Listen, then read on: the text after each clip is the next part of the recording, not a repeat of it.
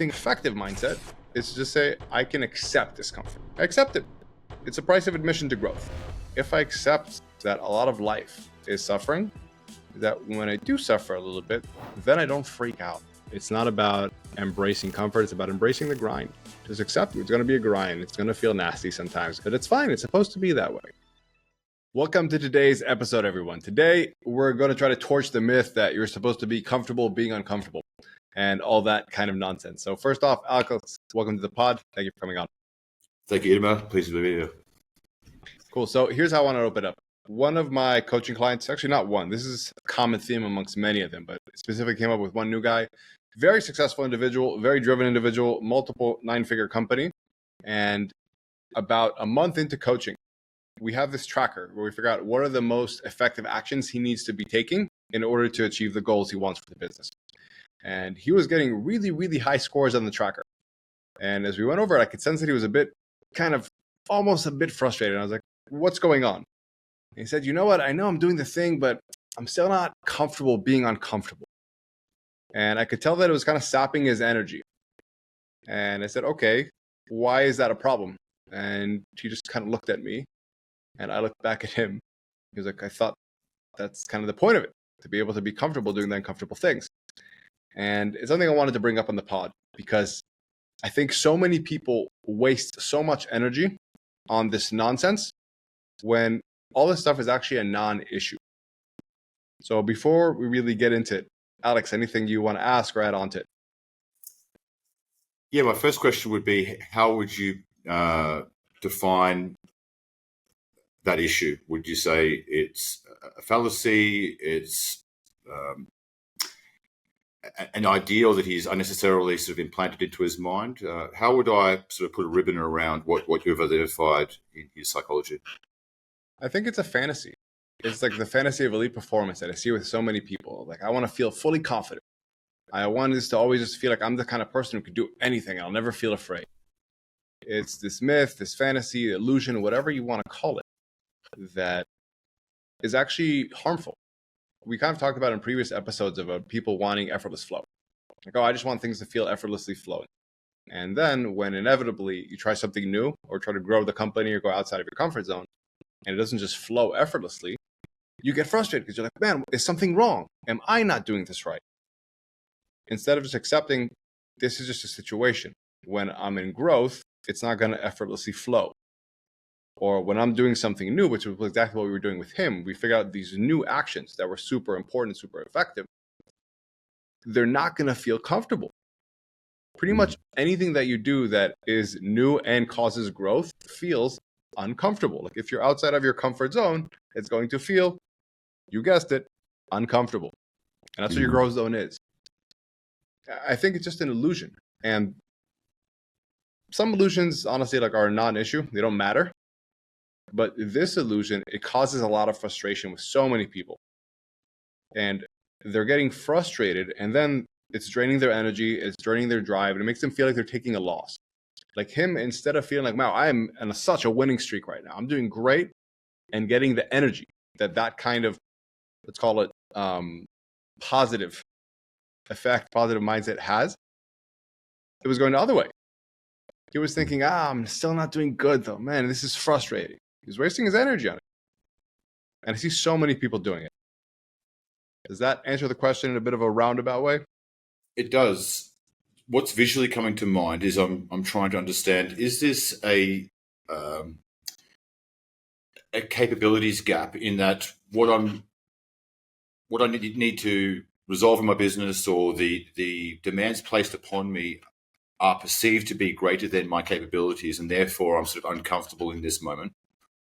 Or is it a disconnection with reality in that as we tend to grow in business, we tend to take bigger bets, place bigger responsibilities on ourselves, and that's why perhaps that discomfort or that gap remains over time, is because we're actually taking bigger and bigger steps as we grow, hopefully, and that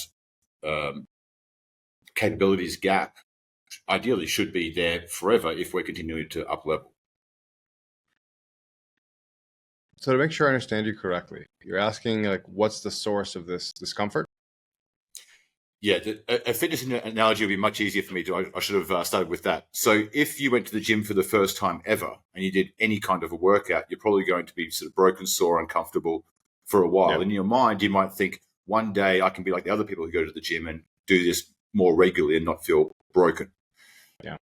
But after training for 20 years, you might still feel all those same consequences of your workout, because what you actually did in your workout was much at a much more advanced level. I wonder if there's an analogy there to business. Yes. So before we go into an analogy of business, let's think about it from a different way.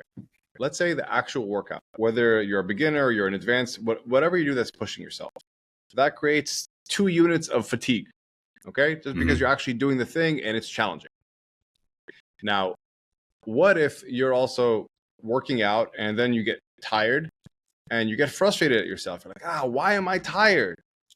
Man, why are my muscles sore? What's going on here? Like, something not wrong with me? Why am I not able to just not be sore ever after I work out really hard? Just that contemplation and that frustration is going to add another 2 units of fatigue that were completely unnecessary. And I think that's the main point. There's this illusion that, if I work out, I shouldn't get sore. That sounds like nonsense. So people don't do that. But in business, sometimes they're like, why am I not fully comfortable being uncomfortable? Because it's uncomfortable. That's the whole point of it. And it's like getting frustrated of like, why am I not comfortable being uncomfortable? It just creates unnecessary emotional tax that drains you. Like when you're doing something hard, why is it hard? Because it's supposed to be hard. And the interesting thing with this client, why it was such a good case study I wanted to bring up, is because we have a tracker that says, what are the exact actions that are the most impactful? And he was doing that. So he was actually doing the thing. It wasn't like he wasn't doing the thing and then getting frustrated, and like there was a validity in that frustration, because then we can figure out why you're doing it. He was doing the thing, and on top of it, he was just getting frustrated at himself for not thinking this is supposed to feel super easy. And the main thing we kind of talked about and how we reframed it for him is that it's not about being comfortable, being uncomfortable. It's about just accepting the discomfort. And I think to your gym analogy, it's like you accept it. Okay, if I'm going to do a heavy leg day, the next day, I'm going to walk a little bit funny. I might be even a bit tired overall, just from the systemic fatigue of it. And it's not comfortable, but you just accept it. It's part of it. That's okay. And just that acceptance created a lot of psychological release and just a lot more energy. That's helpful.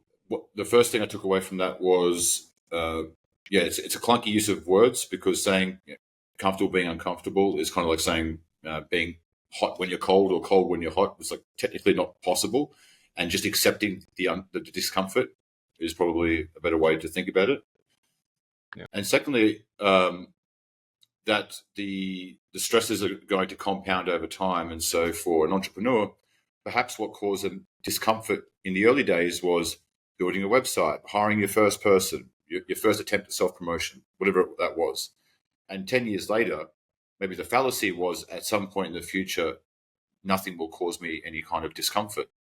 But if you're tracking towards IPO and you're dealing with an umpteen number of legal issues, etc., and you're still feeling discomfort, it's just recognizing that the arena that you're in at that stage is a different arena, and feeling discomfort is normal, and the emotional stress that you're causing yourself by over-analyzing that discomfort is optional or potentially unnecessary. Yeah, and this happens honestly often when people take on, let's say, there could be that's something that I see a lot, because usually when I start working with people, they really want to make a jump. And all of a sudden, they push themselves. I help them, but they push themselves to a new level of, let's say, accountability, or a new level of goals. And with that, all of a sudden, comes more challenging things. And they were used to saying, like 2 months ago, things felt a lot more easy. And now it feels a bit more challenging. So wait, is something wrong with me? Instead of saying, no, this is because you have bigger goals. It's like, I'm in jiu-jitsu. I'm a black belt. If I roll with a blue belt, and my whole life I only roll with blue belts from now on, all of a sudden it's going to feel pretty easy. And then when I meet another high-level black belt, I'm going to be like, whoa, what's wrong with me? If I can just accept that rolling with other high-level black belts is hard, it's supposed to be hard, it's supposed to challenge me, then I'd be okay, it's challenging, but I don't have any of that wasted energy of like, what's going on? Why is this hard? It's hard because it's supposed to be hard. I think it's the big part of that whole being on. There's this, it's a saying that be comfortable being uncomfortable, and it creates this false narrative for people that they think if I'm not comfortable being uncomfortable, what's wrong with me, or what am I not doing right? And what I want to do this podcast is say there's nothing wrong. If you're doing something uncomfortable, it's supposed to be uncomfortable, and that's okay. Now that's point one. To kind of go also into what you said, I don't remember exactly how you worded it, but I wanted to bring up the point that the desire to say, like, I'm going to be comfortable being uncomfortable, like all this positive thinking stuff, it's dangerous. Because when reality hits and you're not just comfortable being uncomfortable, which doesn't happen, then something breaks and you're like, wait, what's wrong? Why am I not comfortable being uncomfortable? And I think a much more effective mindset is to just say, I can accept discomfort. I accept it. It's a price of admission to growth, and I'm okay with it. So therefore, when I meet that discomfort, instead of freaking out or being bummed by myself about like, why am I not uncomfortable? Be, oh, okay, this was supposed to be here. It's okay. I don't need to feel comfortable. I just accept this. It's like optimism is nice, but grit, I just think is more powerful. Right. So that frame shift, to me, getting a little bit esoteric here, in the same way that Buddhism as a philosophy at the foundational layer is life is suffering, so that it allows you to have more gratitude in the day-to-day because maybe today you didn't suffer, as opposed to viewing every inconvenience, setback, or challenge that life gives you as some personal penalty you must pay. That reframing, maybe a better way to think about it is uncomfortable being comfortable. If you're comfortable in your business right now, you should be uncomfortable because that's a sign that you're not growing, you're not taking bigger steps. Do you think that there's a way for us to reframe that whole comfortable being uncomfortable in a way that makes it easier to understand that comfort is probably a sign of stagnation? Yes. The only caveat I would add then is like that this is something that each person has to figure out for their own. Like I wouldn't say to somebody you shouldn't feel comfortable in your business, period, without knowing their context. If you're saying you want to grow your business, then yes, if you're comfortable, it probably means you're not growing it at the pace you're able to. Sure. If you're saying I have a lot of stuff going on elsewhere in life, like family issues, personal issues, other challenges that I want to take on, whatever it may be, and I'm okay having this vertical of my life be a little bit more comfortable right now while I handle other things that are currently more important to me, that's fine. Just if you want to grow, and this is the big part, if you want to grow and that's what you're seeking, if you're fully comfortable, then yeah, it probably is a sign that something is a little bit off, that you're not stretching yourself as much as you could be. Right. And sorry, I'll cut you off. Go for it. Is that an accurate summary of that specific client? So he's obviously achieving big things within his business. Is he now operating at a higher level, and that's why he's uncomfortable? Yeah, but and again, like the paradox was that when we had our initial conversation, I said, this is going to be a bit uncomfortable, right? And he was like, yep, I'm in it for it. I was like, great. Now, we had agreed to a certain level, let's say, of discomfort. And he took the actions that are uncomfortable and are effective. Now, in an ideal world, that would have been it. That would have been the level of, let's say, like 2 units of discomfort that he felt. And that would have been something that he was very much able to take on and be like, okay, cool, this is what I signed up for. Happy days. Let's keep charging forward. The reward is worth it. The challenge was that on top of those 2 units of discomfort, he was adding on more unnecessary emotional weight by thinking, why is this uncomfortable? And then getting bogged down by that. And that was what creating just an overload where all of a sudden, instead of seeing a week where he had some giant wins in the week, instead of being pumped and say, all right, let's go for next week, I'm ready, he was like, why am I not doing it? And that little bit of added discomfort that was made up because he had an expectation that it's supposed to be comfortable being uncomfortable, and why can't he do that? it just hurt his performance, which is what it's all about. Just drained his energy and hurt his performance. And that's the shame in all this stuff. Now, I also want to go back to what you're saying about suffering and how you're saying basically that if on a good day, correct me if I'm wrong what you said, but on a good day, if I don't suffer, then I can be really grateful for it, right? I think that's the nice to have. But the really big thing is that if I accept that a lot of life is suffering, that when I do suffer a little bit, then I don't freak out. I'm like, oh, okay, this is supposed to be here. Like, for example, in special forces training, if I had the illusion that this was supposed to be comfortable and fun all the time, and that I'm supposed to just be like enjoying this discomfort and this suck, that would snap pretty quickly. If I accepted, like, you know what, this is going to suck, there's going to be a lot of suck in this, but I'm happy with the rewards and the outcomes that will come from overcoming and just like persevering through the suck, both from an external level, internal level, and so on. Then when you meet that suck, you're like, oh, okay, this is supposed to be here. I accepted this price of admission, so to speak. Mm-hmm. And again, it's not about being comfortable, being uncomfortable. I know it sounds nice. You know, it has a nice ring to it. It has the word comfortable there a couple times, but it doesn't make any sense. And it just actually causes damage. I think it's like some people aspire to that and think it's going to help their performance. From what I've seen, it actually hurts people's performance because it creates an unrealistic expectation that doesn't get met and then drains your energy. I've encountered that a few times. There have been times in my business career where I've felt peak discomfort and thought, I'm not worthy of what I'm trying to do right now. I don't have the skills required, etc. And it's only been able through self-work to actually identify I'm playing a very different game to what I was 5 years ago, 10 years ago, etc. The circumstances, the stakes, the complexity has changed. And that discomfort is just a recognition of a different environment, not necessarily the fact that somehow my skills or capabilities have gone backwards. Yeah. So what has helped you kind of snap out of it at times? Being self-aware and trying to separate my feelings, my internal emotional state from reality. Often when I'm feeling some kind of negative emotion, I'm in friction with reality and I'm trying to work out why. Let me ask it in a different way if this clicks. So what I've seen, for example, like I remember when I was a blue belt, I was training in Brazil, and I was training with a bunch of guys that were brown belt or black belt, at least medaled at the world championship. Really, really high level guys.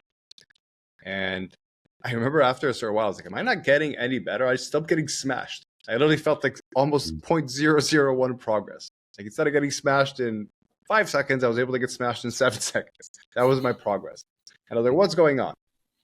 And then all of a sudden, when I entered a local competition, the Rio de Janeiro State Championship, and I did really, really well, I was like, So when I'm actually using this external mark of other blue belts, I've progressed a lot and I've done really well.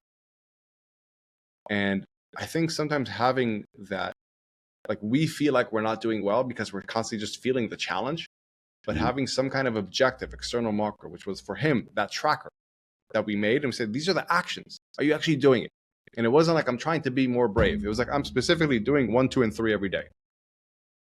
And he did those things objectively, like that can't be argued. And therefore, you can say, okay, like regardless of how I feel about it, I'm doing it. And I don't need to feel comfortable doing it. It doesn't matter if I'm uncomfortable doing it. I did it, and that's what matters.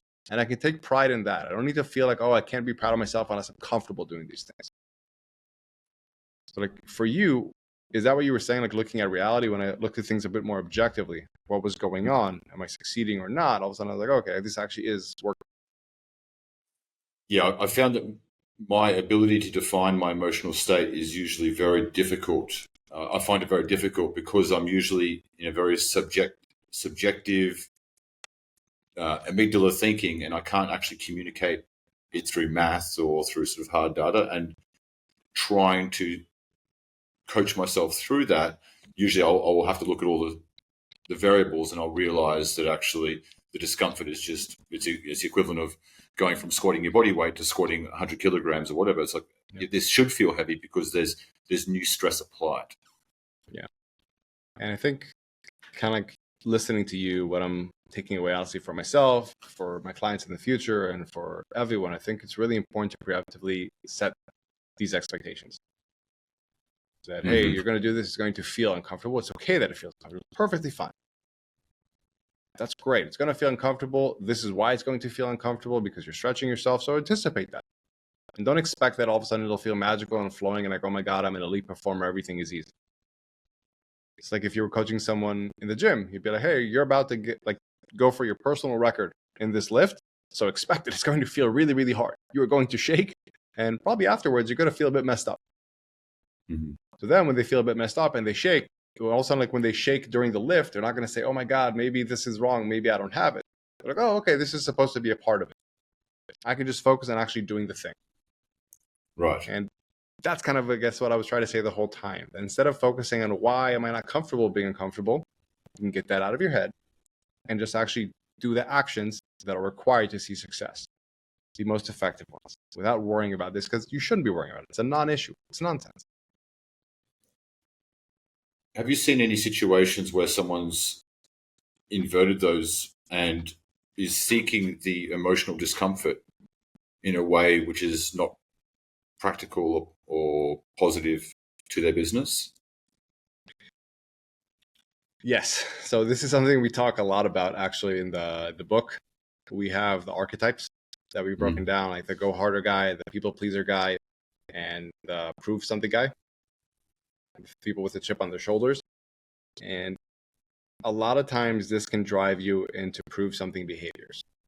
Like when you're not clear on what the discomfort actually serves, what is the end goal, a lot of times you'll do things just to prove a point, whether it's to others or sometimes to yourself. Like, oh, I can embrace discomfort, whatever it may be. So I'll say it like this. Once you're in a calm state and very clearly locked into your goals, and you're aware of like what are the behaviors that somebody like me would need to take in order to achieve these goals, lean into those behaviors. And if it makes you uncomfortable, lean into it hard. For example, one of the things that we have with this client was certain conversations with his top level executive team. And for those things, lean into it hard. Seek out that discomfort, because that's where the real gold is. It's like when you get that pinch of discomfort in that specific area, that's a sign that you need to go, not to stop. But in order to do that, you have to know exactly what that arena is, that you have to be conscious about it. Otherwise, you can just go in various directions that don't actually make sense. You're just seeking discomfort for discomfort's sake, so to speak. And again, it kind of goes back to the whole preemptive stuff. To preemptively, strategically think, what are the most effective actions somebody like me needs to take in order to get to where they need to go, they want to go. And then with that, accept that it's going to be uncomfortable, and just lean into that. That's something I think you do brilliantly through your coaching, is preparing your clients for, okay, this is the goal that I'm setting for my business, for myself personally. These are the actions I need to take in order to get there, making it very pragmatic, but then also preemptively saying what are likely to be the costs of that emotionally, so that you can brace yourself and not see those signals as being a sign that there's something terribly off. And I appreciate that, but also truly that wasn't always the case. It was something that we only added to the programs, I want to say after about maybe 2 or 3 years, because I just noticed that we were getting people like great results in the short term, and then they would revert back to the old behaviors. Sure. Because they hadn't psychologically accepted the cost. So when they got to that kind of fork in the road where they might have to pay that cost, because they didn't psychologically accept it preemptively, they confuse it for being a warning sign that something is wrong. Instead of just being, this is supposed to be, like I was saying in the lift, like they thought they were shaking, so that means, oh, something's wrong, I got to drop the weight. Instead of thinking, oh, you know what, this is supposed to be it. I thought about that. That was supposed to be it. It's fine. Like to stay with the gym analogy, one of my clients, he shared the story of him working with a strength coach. And a strength coach told him, all right, you're going to do this lift. It's going to be hard. It's supposed to be hard, but that's why you're here. And he was like, oh, okay, I guess I can do that then, if that's why I'm here. And it just relieved a lot of that. And that's what I would love this podcast to be for a lot of guys out there. That if you're feeling like, man, why is this so hard? Why am I not comfortable doing these hard things when I think some people out there are? It's nonsense. They're not. They're just accepting the discomfort. So take that pressure off yourself. Have it stop reducing so much of your energy because you're just wasting time thinking about it and ruminating about it. And just give yourself permission to say, this is uncomfortable. It kind of sucks. It's hard. Cool. I can still do it anyway. And that's it. I think fitness is a great arena to think about this psychological category under, because all fitness basically relates to like a stress, a response, and adaptation. You know, I run for longer, I improve my aerobic capacity, and next time I can run a little bit further again or a little bit faster. Getting stronger, building muscle, they're all the same things. And that's always been my approach to fitness. If I'm going into the gym to get stronger, I'm going in to feel as the greatest degree of discomfort possible, because I know that that's what stimulates growth. So I think that fitness is just a much more compressed timeline that we can see. When I go to the gym and I take that bar off and it feels like every bone in my body is going to turn to chalk, if it doesn't happen, I likely got stronger from that process. It's caveman science, but it's relatively effective because it's approaching it from I'm intentionally trying to find the discomfort. The same thing with doing very high repetitions or whatever. And that's just a compressed analogy, I think, to business, in that fact that as we evolve ourselves as entrepreneurs, we're likely going to be in a different category, a different level, exposed to different things, and that approaching what we're doing with the understanding that discomfort is usually a signal of growth. As long as we're not approaching it intentionally just to feel discomfort, where we start becoming, intentional risk takers or doing wild stuff, I think it's a very, very helpful way to sort of reframe our emotional state to what was actually happening outside of us. Yeah. Right. That's great. Right. So I'll kind of summarize it with this.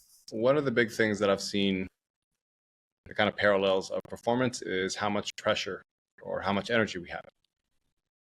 And I think that puts a lot of pressure on people and then drains their energy is the belief that this is supposed to feel comfortable. And if it's not, then something is wrong. And that tension of, oh, something is wrong here, puts pressure on them and drains their energy and then hurts their performance. And what we're saying is, if you've preemptively thought about what would be the most effective actions someone needs to take, and you're taking those actions, it doesn't matter how you feel about it. You don't need to worry about it. You're doing the thing. And like, honestly, also, if it feels challenging, good on you. You're doing the right thing. You're in the arena, so to speak. So as long as you're doing these actions, just like let the other stuff go. Focus on what to do. Stop worrying about this. It's a non-issue. You're not supposed to feel comfortable being uncomfortable. You're supposed to feel uncomfortable and accept that discomfort is a part of it. And just keep marching forward. And I think one thing it's important to mention for listeners who are feeling that way right now is that it's natural to feel that way. You know, you're not broken or incapable. Yeah. And the fact that if you feel like you're living in an island unto yourself right now of discomfort, it might just be that you haven't had enough high-level conversations with enough people doing high-level things to recognize that this is a human trait. And that's where the benefit of joining your programs, Itamar, I think really would assist those entrepreneurs if they are feeling a state of discomfort right now, to be able to be coached through understanding how to process that and work through it to take on to the next highest level. Or if they're plateaued, how can they put a plan in place, both pragmatically and emotionally, so that they can advance themselves and their business to the higher level. I appreciate that. In the meantime, let's say like a simple way to just recognize what you guys see a lot of times on social media, or I don't know, whatever else may be, that people just make it look like it's effortless for them. Sure. Like they're just always happy. It's not the truth. Sure. And if I can share something from my time in the special ops or high level, like, jiu-jitsu, whatever it may be, is that it just is uncomfortable. And it's not about embracing comfort. It's about embracing the grind. Just accept it. It's gonna be a grind. It's gonna feel nasty sometimes. It's gonna feel icky, but it's fine. It's supposed to be that way. And I hope we can just break that myth of that being comfortable, like that whole be comfortable being uncomfortable, is just complete bullshit. And if you can accept that and that relieves some of the pressure and helps you have more energy and perform better, that's what we want to accomplish from this podcast. Perfectly So said. I think on that note, we'll wrap it up for today. Thank you, Alex. Cool. Thanks, Itamar.